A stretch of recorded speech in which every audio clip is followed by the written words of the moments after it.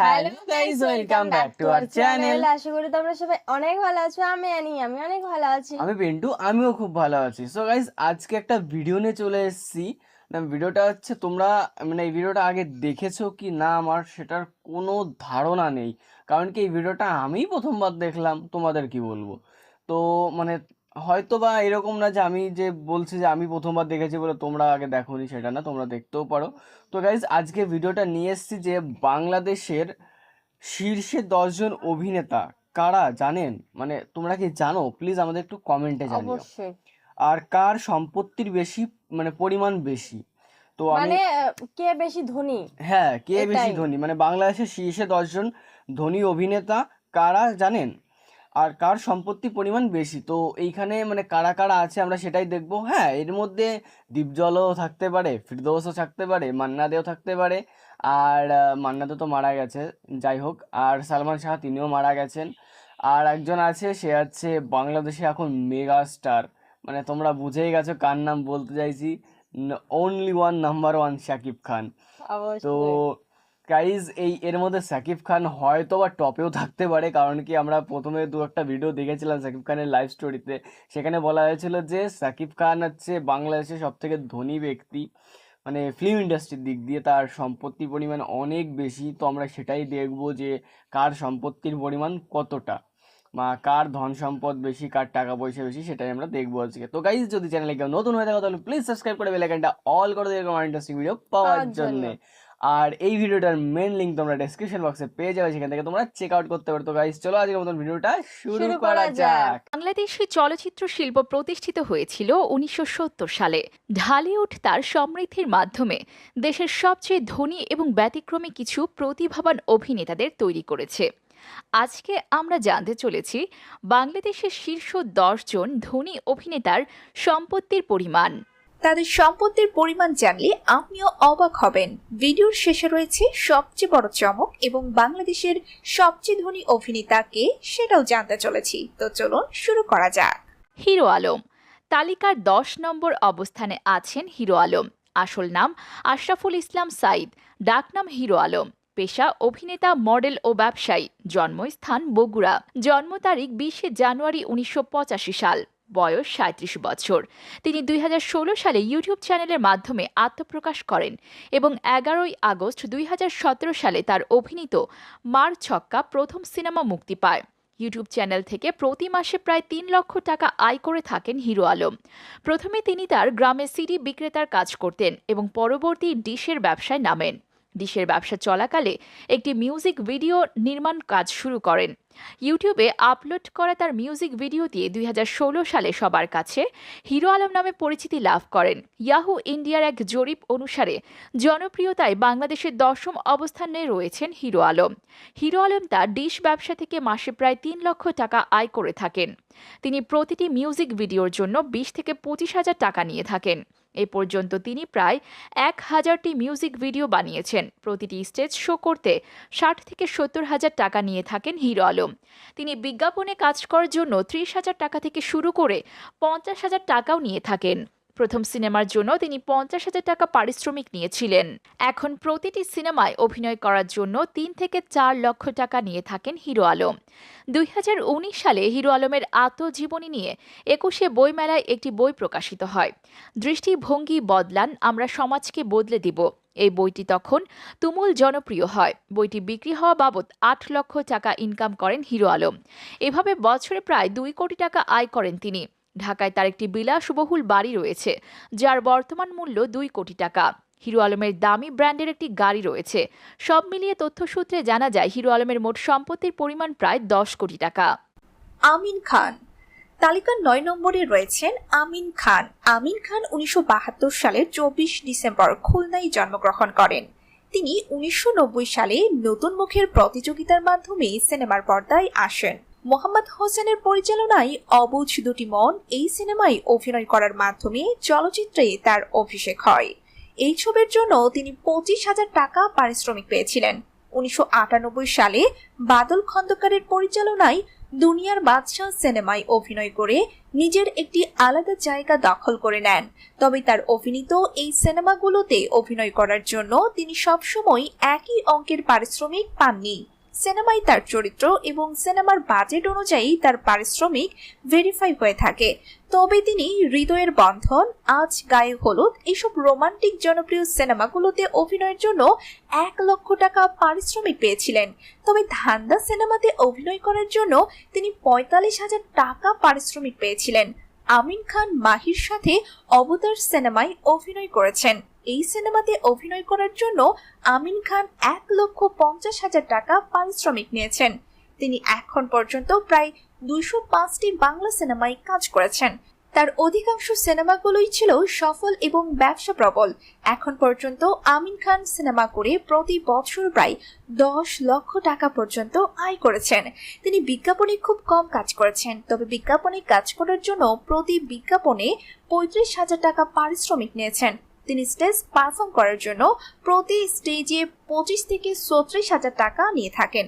বিভিন্ন ধরনের টক শোতে অংশগ্রহণ করার জন্য ভালো অঙ্কের সম্মানী নিয়ে থাকেন আমিন খান। টেলিভিশনের নাটকেও অভিনয় করেছেন তিনি। এখন পর্যন্ত 3টি নাটকে কাজ করেছেন। তিনি নাটক প্রতি 50,000 টাকা পারিশ্রমিক নিয়ে থাকেন। আমিন খানের নিজস্ব ব্যবসা প্রতিষ্ঠান রয়েছে, সেখান থেকেও তিনি বছরে প্রায় 1,10,00,000 টাকা আয় করে থাকেন। আমিন খানের রিয়েল এস্টেটের ব্যবসা রয়েছে, সেখান থেকে তিনি প্রায় 40 লক্ষ টাকা আয় করে থাকেন। ঢাকায় আমিন খানের 3 কোটি টাকা মূল্যের একটি বিলাসবহুল বাড়ি রয়েছে। এছাড়াও ঢাকার বাইরে তার বাড়ি রয়েছে। এছাড়াও আমিন খানের 25 লক্ষ টাকার স্থাবর সম্পত্তি রয়েছে। আমিন খানের বেশ কয়েকটি গাড়ি রয়েছে। তার গাড়িগুলো বর্তমান মূল্য 65 লক্ষ টাকা।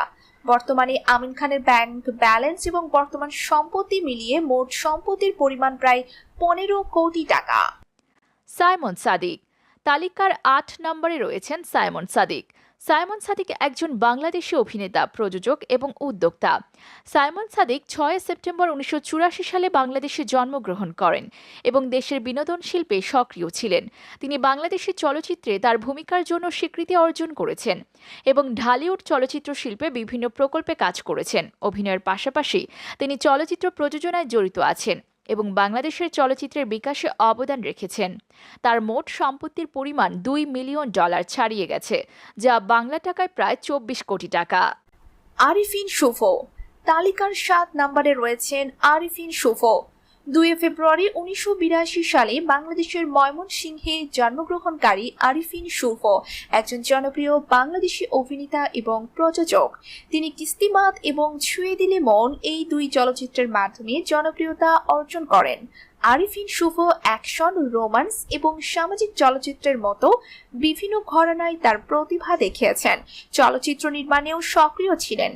তিনি অসংখ্য পুরস্কার জিতেছেন এবং বাংলাদেশের চলচ্চিত্র শিল্পে অনেক অবদান রেখেছেন। তিনি দেশের অন্যতম ধনী অভিনেতা। তিনি প্রায় $4 মিলিয়ন সম্পদের মালিক, যা বাংলা টাকায় প্রায় 48 কোটি টাকার কাছাকাছি। মিশা সওদাগর তালিকার 6 নম্বরে অবস্থানে আছেন মিশা সওদাগর। মিশা সওদাগর বাংলাদেশের চলচ্চিত্রে এক পরিচিত মুখ। শুরুতে বাংলাদেশ চলচ্চিত্রের কয়েকটা সিনেমায় নায়কের চরিত্রে অভিনয় করলেও ঢাকায় ছবির ভিলেন হিসেবে তিনি দীর্ঘ সময় বাংলা সিনেমার পর্দা কাঁপাচ্ছেন। মিশা সওদাগর নিজের অভিনয় প্রতিভা দিয়ে বাংলাদেশের প্রতিটা মানুষের হৃদয়ে জায়গা করে নিয়েছেন। মিশা সওদাগর বাংলা সিনেমার একটি ট্রেন্ড। আপনারা সবাই ভিলেন মিশা সওদাগরকে চিনলেও আপনারা হয়তো জানেন না মিশা সওদাগর কত টাকার মালিক। মিশা সওদাগর কত টাকার মালিক সেটা জানার আগে ওনার সব ডিটেলস জেনে নেই। 1990 সালে ছোটকু আহমেদ পরিচালিত চেতনা ছবিতে প্রথম নায়ক হিসেবে অভিনয় করেন তিনি। এই ছবিতে অভিনয় করার জন্য তিনি 20,000 টাকা পারিশ্রমিক পেয়েছিলেন। এরপর নতুন নতুন হিট সিনেমা মুক্তির পর থেকে তার পারিশ্রমিক বাড়তে থাকে। 1990 সাল থেকে শুরু করে 1999 সাল পর্যন্ত তিনি প্রতিটি ছবিতে অভিনয় করার জন্য 50,000 টাকা থেকে শুরু করে 1 লাখ টাকা পর্যন্ত পারিশ্রমিক নিতেন, যা ছিল তখনকার সময় ভিলেনদের মধ্যে সবচেয়ে বেশি পারিশ্রমিক ভিলেন। বর্তমানে তিনি প্রতিটি সিনেমার জন্য 10 লাখ টাকা থেকে শুরু করে 30 লাখ টাকা পর্যন্ত পারিশ্রমিক দেন। মিশা সওদাগর বস নাম্বার 1 সিনেমায় অভিনয় করেন আর সেই ছবিতে অভিনয় করার জন্য 40 লাখ টাকা পারিশ্রমিক নিয়েছেন। এর পাশাপাশি তার প্রযোজিত সিনেমার একটি লাভের অংশ তিনি পেয়ে থাকেন। মিশা সওদাগর এ পর্যন্ত ৮ শতাধিক সিনেমাতে অভিনয় করেছেন, যা রীতিমতো রেকর্ড। মিশা সওদাগর বিজ্ঞাপনে কাজ করার জন্য ১ লক্ষ টাকা পর্যন্ত পারিশ্রমিক নিয়ে থাকেন। মিশা সওদাগর ২০১৪ সালে ১ বছরে আয় করেছিলেন প্রায় ৫ কোটি টাকা। সিনেমার বাইরেও তিনি একজন ব্যবসায়ী। ব্যবসা থেকে তিনি প্রতি বছর অনেক টাকা আয় করে থাকেন। মিশা সওদাগরের প্রাডো এবং মার্সিডিজ ব্র্যান্ডের ২টি গাড়ি রয়েছে, যার বর্তমান বাজার মূল্য ২ কোটি টাকা। ঢাকার উত্তরায় ১০ কোটি টাকা মূল্যের একটি বাড়ি রয়েছে মিশা সওদাগরের। মিশা সওদাগরের বর্তমানে স্থাবর অস্থাবর সম্পত্তি মিলিয়ে মোট সম্পত্তির পরিমাণ $৫ মিলিয়ন, যা বাংলা টাকায় প্রায় ৬০ কোটি টাকা। অতএব এতে বোঝা যায় আরেফিন শুভর থেকেও মিশা সওদাগরের সম্পত্তির পরিমাণ অনেক বেশি। তাহসান রহমান খান। তালিকার ৫ নম্বরে আছেন তাহসান রহমান খান। তাহসান রহমান খান তাহসান নামে পরিচিত বাংলাদেশের একজন বহু প্রতিভাবান শিল্পী, যিনি ১৮ অক্টোবর ১৯৭৯ সালে জন্মগ্রহণ করেছিলেন। তিনি একজন গায়ক, গীতিকার, সুরকার, অভিনেতা এবং মডেল হিসাবে পরিচিত। তিনি ব্ল্যাক গ্রুপের গায়ক হিসেবে খ্যাতি অর্জন করেছিলেন এবং তার সফল সঙ্গীত কর্মজীবন অব্যাহত। তাহসান অসংখ্য অ্যালবাম এবং একক গানের মাধ্যমে বাংলাদেশি সঙ্গীতে তার অবদানের জন্য পরিচিত। উপরন্তু তিনি একজন অভিনেতা হিসাবে একটি বিশাল প্রভাব ফেলেছেন। টিভি নাটক এবং চলচ্চিত্রে অভিনয় করেও তিনি ব্যাপকভাবে জনপ্রিয় এবং স্বীকৃত। তার মোট সম্পদের পরিমাণ প্রায় $৬ মিলিয়ন, যা বাংলা টাকায় ৭০ কোটি টাকারও বেশি। ফেরদৌস মিশা সওদাগরের আহমেদ। থেকে বেশি। ৪ নম্বরে আছেন ফেরদৌস আহমেদ। ফেরদৌস আহমেদ হলেন একজন বিখ্যাত বাংলাদেশি চলচ্চিত্র অভিনেতা। দেশের চলচ্চিত্র শিল্পে গুরুত্বপূর্ণ অবদান রেখেছেন তিনি।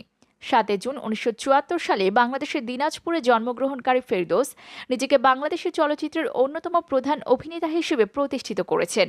তিনি ১৯৯৮ সালে হঠাৎ বৃষ্টি চলচ্চিত্রের মাধ্যমে চলচ্চিত্র জগতে তার আত্মপ্রকাশ করেন এবং তারপর থেকে অনেক সফল চলচ্চিত্রে অভিনয় করেছেন। তার অভিনয় কাজের গভীরতা এবং বৈচিত্র্যের জন্য প্রশংসিত হয়েছেন। ফেরদৌস বাংলাদেশের চলচ্চিত্র শিল্পে অসামান্য অবদানের জন্য বেশ কয়েকটি পুরস্কারও পেয়েছেন। বাংলাদেশে তার সাফল্য ছাড়াও ফেরদৌস কলকাতার ভারতীয় চলচ্চিত্র শিল্প টলিউডেও কাজ করেছিলেন, যেখানে তিনি বাংলা চলচ্চিত্রে তার ভূমিকার জন্য স্বীকৃতি অর্জন করেছিলেন। তিনি তার কর্মজীবনে $৭ মিলিয়ন সম্পত্তির মালিক। অনন্ত জলিল। তালিকার ৩ নম্বরে রয়েছেন অনন্ত জলিল। আসল নাম MA জলিল। পেশায় তিনি একজন নায়ক, প্রযোজক এবং বিশিষ্ট ব্যবসায়ী। অনন্ত জলিলের জন্মস্থান মুন্সিগঞ্জ। অনন্ত জলিল ১৯৭৮ সালে জন্মগ্রহণ করেন। ২০২৪ সাল অনুযায়ী তার বয়স ৪৫ বছর। অনন্ত জলিল ২০১০ সালে খোঁজ দ্য সার্চ সিনেমায় ঢালিউডের চলচ্চিত্রের মাধ্যমে যাত্রা শুরু করেন। অনন্ত জলিল প্রতিটি ছবির জন্য প্রথম অবস্থায় ২০ থেকে ৪০ লক্ষ টাকা নিতেন। পরবর্তীতে তার বেশিরভাগ সিনেমার প্রযোজক তিনি নিজেই ছিলেন। ঢাকাতে অনন্ত জলিলের বেশ কয়েকটি বাড়ি এবং অনেকগুলো গাড়ি রয়েছে। অনন্ত জলিলের পূর্ব পরিচয় হলো তিনি একজন গার্মেন্টস ব্যবসায়ী। তিনি গার্মেন্টস ব্যবসার পাশাপাশি চলচ্চিত্র ব্যবসায় বিনিয়োগ করেন। তার প্রযোজনা সংস্থার মাধ্যমে সামাজিক কর্মকাণ্ডের অংশ হিসাবে ৩টি এতিমখানা নির্মাণ করেছেন অনন্ত জলিল। এছাড়াও সাভারের হেমায়েতপুরের ধোলা গ্রামে ২৮ বিঘার ওপর একটি বৃদ্ধাশ্রম তৈরি করেছেন তিনি। ঢাকার হেমায়েতপুরে অবস্থিত বাইতুল শাহ জামে মসজিদের উন্নয়নের কাজে অবদান রেখেছেন। অনন্ত জলিলের মোট সম্পত্তির পরিমাণ $১০ মিলিয়ন, যা বাংলাদেশি টাকায় প্রায় ১২০ কোটি টাকা। অতএব ফেরদৌস আহমেদের থেকেও অনন্ত জলিলের সম্পত্তির পরিমাণ অনেক বেশি। ডিপজল। তালিকার ২ নম্বর অবস্থানে আছেন মনোয়ার হোসেন ডিপজল। নামটি শুনলে বাংলা সিনেমায় ডিপজলের বাংলা অনেক হাস্যরসাত্মক ও কমেডি ধর্মী ডায়লগের কথা মনে পড়ে যায়। বুঝছি, তোমার মরণের চুলকানি উঠছে, মলম লাগাই দিবনি। সকল বয়সী মানুষের কাছে ডিপজলের এক ধরনের আলাদা গ্রহণযোগ্যতা রয়েছে। তিনি বাংলা সিনেমায় ভিলেন হিসেবেই আবির্ভূত হয়েছিলেন। ভিলেনের মাঝে তার চাহিদা এবং তারকা খ্যাতি ছিল আকাশচুম্বী। ঢাকায় তার একটি আলিশান বাড়ি রয়েছে। সেই বাড়িটির মূল্য প্রায় ৪ কোটি টাকা। তিনি তার মেয়ের বিয়েতে মেয়েকে ৩ কোটি টাকা মূল্যের একটি বাড়ি উপহার দিয়েছেন। তার মেয়েকে একটি মার্সিডিজ ব্র্যান্ডের গাড়িও দিয়েছেন। ডিপজল একাধারে অভিনেতা, প্রযোজক, রাজনীতিবিদ এবং ব্যবসায়ী। তিনি অনেক সিনেমার প্রযোজনাও করেছেন। তার ২টি সিনেমা হল রয়েছে। একটি সিনেমা হল থেকে তিনি প্রতি বছর প্রায় ২০ লক্ষ টাকা পর্যন্ত আয় করে থাকেন। এছাড়া ডিপজল পরিবহনে রয়েছে ২৬০টিরও অধিক বাস। সেখান থেকেও প্রতি বছর লক্ষ লক্ষ টাকা আয় করে থাকেন। সব মিলিয়ে ডিপজলের মোট সম্পত্তির পরিমাণ প্রায় 140 কোটি টাকা। অতএব অনন্ত জলিলের থেকেও ডিপজলের সম্পত্তির পরিমাণ অনেক বেশি। শাকিব খান আমাদের আমি তালিকার বলেছিলাম 1 এক নম্বরে নম্বরে থাকবে। আছেন শাকিব খান। বাংলাদেশের বর্তমান সিনেমার প্রেক্ষাপটে যিনি সবচেয়ে প্রভাবশালী অভিনেতা, যার নামের আগে কিং খান এবং সুপারস্টার কথাটি এসে যায়, এবং বাংলাদেশের সিনেমা ইন্ডাস্ট্রিকে প্রায় 16 বছর ধরে যিনি একাই টেনে নিয়ে যাচ্ছেন, তিনি হচ্ছেন শাকিব খান। তিনি এখন পর্যন্ত 250টির মতো সিনেমায় অভিনয় করেছেন। তিনি বর্তমানে সিনেমা প্রতি 40 লক্ষ টাকা থেকে শুরু করে সর্বোচ্চ 1 কোটি টাকা পর্যন্ত পারিশ্রমিক নিয়ে থাকেন। শাকিব খান বিজ্ঞাপনেও নিয়মিত কাজ করেন। বিজ্ঞাপনে কাজ করার জন্য তিনি 1,50,000 টাকা থেকে শুরু করে সর্বোচ্চ 5 লক্ষ টাকা পর্যন্ত সম্মানী পেয়ে থাকেন। তিনি বছরে প্রায় 40 লক্ষ টাকা থেকে শুরু করে 60 লক্ষ টাকা পর্যন্ত আয় করে থাকেন। বিভিন্ন স্টেজ শো, টক শো এবং সিনেমার প্রচারণা থেকে শাকিব খান সব মিলিয়ে বছরে 2 কোটি টাকা থেকে শুরু করে সর্বোচ্চ 15 কোটি টাকা পর্যন্ত আয় করেছেন। শাকিব খানের কালেকশনে বেশ আকর্ষণীয় মডেলের গাড়ি রয়েছে। তিনি 2014 সাল থেকে এ পর্যন্ত প্রতিটি ঈদের সময় নতুন গাড়ি কিনে আসছেন। তিনি ক্রাউন ব্র্যান্ডের একটি ক্লাসিক মডেলের গাড়ি অনেকদিন ধরেই ব্যবহার করে আসছেন। এছাড়া 2016 সালে তিনি কিনেছেন একটি সাদা রঙের প্রাডো গাড়ি। 2017 সালে কিনেছেন টয়োটা ব্র্যান্ডের সাদা রঙের একটি গাড়ি। এরপর কিনেছেন মার্সিডিজ ব্র্যান্ডের একটি নতুন মডেলের গাড়ি। তার কালেকশনে বর্তমানে 5টি গাড়ি রয়েছে, যে 5টি গাড়িগুলোর মূল্য বর্তমানে প্রায় 3,50 লক্ষ টাকার সমান। গাড়ির কালেকশনের দিক থেকে শাকিব খানের ধারের কাছে কোনো বাংলাদেশি সেলিব্রিটি নেই। শাকিব খান তার বাৎসরিক আয়ের 10% বিভিন্ন দাতব্য সংস্থার জন্য ব্যয় করেন। তিনি এবং তার মা বাবা উভয়ই দাতব্য সংস্থার জন্য ব্যাপক কাজ করে থাকেন। বর্তমানে শাকিব খানের স্থাবর অস্থাবর সকল সম্পত্তি মিলিয়ে তার মোট সম্পদের পরিমাণ $22 মিলিয়ন, যা বাংলা টাকায় প্রায় 264 কোটি টাকা। অতএব শাকিব খানের সম্পদের পরিমাণ ডিপজলের সম্পদের থেকে অনেক অনেক বেশি। তো বন্ধুরা, আপনার মতে বাংলাদেশের সবচেয়ে ধনী অভিনেতাকে কমেন্ট বক্সে জানিয়ে দিন। ভিডিও ভালো লাগলে শেয়ার করুন এবং চ্যানেলে নতুন হয়ে থাকলে সাবস্ক্রাইব করে ক্লিক করুন বেল আইকনে। ধন্যবাদ। সো So গাইস, guys, ভিডিওটা কেমন লাগলো? আমি অবশ্যই। প্রথমেই বলেছিলাম সাকিব খান নাম্বার 1-এ থাকবেই, কারণ তার সম্পত্তি আমাদের ইন্ডিয়ার মানে টলিউড ইন্ডাস্ট্রির দেব তার থেকেও বেশি।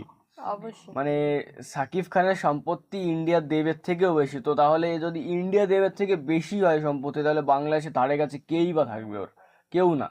তো হ্যাঁ, আমার অনেক অনেক ফেভারিট নায়ক ছিল, ওর মধ্যে ভিলেনও ছিল, তার মধ্যে সাকিব খান একজন।